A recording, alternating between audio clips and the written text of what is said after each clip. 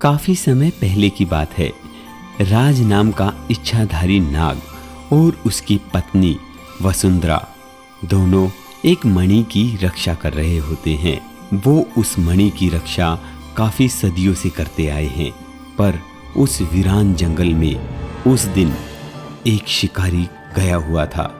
वो तभी देखता है इच्छाधारी नाग और नागिन एक मणि की रक्षा कर रहे हैं।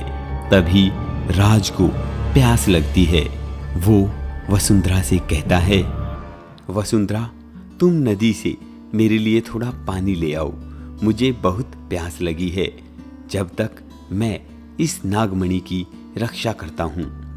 हाँ जी, आप नागमणि के पास रहना और इसकी रक्षा करना, साथ ही अपना ध्यान भी रखना। मैं जल्द ही आती हूँ। ऐसा कहते हुए वसुंधरा नदी की तरफ चली जाती है। मणि को देखकर शिकारी के मन में लालच आया हुआ था और अब तो नाग भी अकेला था, इसलिए शिकारी ने सोचा, इस नाग को मारकर इस नागमणि को मैं ले जाऊंगा और इस दुनिया का सबसे अमीर आदमी बन जाऊंगा। हा हा हा। ऐसा कहते हुए शिकारी अपने तीर से नाग को मार देता है और उस मणि को वहां से उठा ले जाता है। जब वसुंधरा पानी लेकर वापस आती है तो वो देखती है कि इच्छाधारी नाग मर चुका है और मणि वहां से गायब हो गई है। ये क्या हो गया? मेरे नाग को किसने मारा और मणि को भी चुरा ले गया? अब मैं उसे जिंदा नहीं छोड़ूंगी। वसुंधरा पूरे गुस्से में आ जाती है और अपनी दैवीय शक्तियों से देख लेती है कि ये सब किसने किया है। वो शिकारी को पहचान लेती है कि ये सब शिकारी ने ही किया है। अब वसुंधरा एक सुंदर सी लड़की का रूप धारण कर लेती है और वहां से चली जाती है। मैं अपना बदला जरूर लूंगी। मेरे नाग को जिसने मारा है, मेरी मणि को जो चुरा के ले गया है, मैं उसे जिंदा नहीं छोड़ूंगी। इधर शिकारी उस मणि को लेकर काफी अमीर हो जाता है और एक छोटे से राज्य का राजा बन जाता है। उसके पास एक छोटी सी सेना और खूब सारे सिपाही होते हैं। अब शिकारी के शौक भी अलग अलग होते हैं।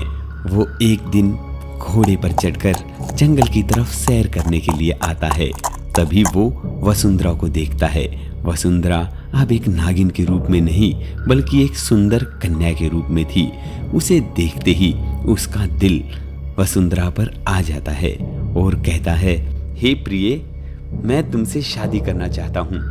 तुम इस दुनिया की सबसे खूबसूरत लड़की हो और मैं भी इस छोटे से राज्य का राजा हूँ। क्या तुम मुझसे शादी करोगी?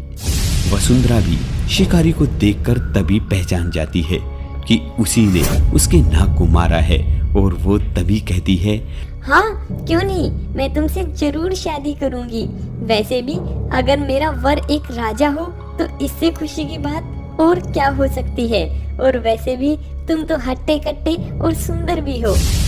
ऐसी बातों में आकर शिकारी उससे शादी कर लेता है। शिकारी वसुंधरा के प्यार में फंस चुका था और वो वसुंधरा को अपने राज की बात भी बताता है। प्रिय, मैं तुम्हें एक राज की बात बताना चाहता हूँ, क्योंकि मैं तुमसे प्यार करता हूँ। आज तक ये बात मैंने किसी को नहीं बताई। तभी वसुंधरा समझ जाती है कि ये जरूर मणि के बारे में बात कर रहा है और शिकारी वसुंधरा को मणि के बारे में बता देता है।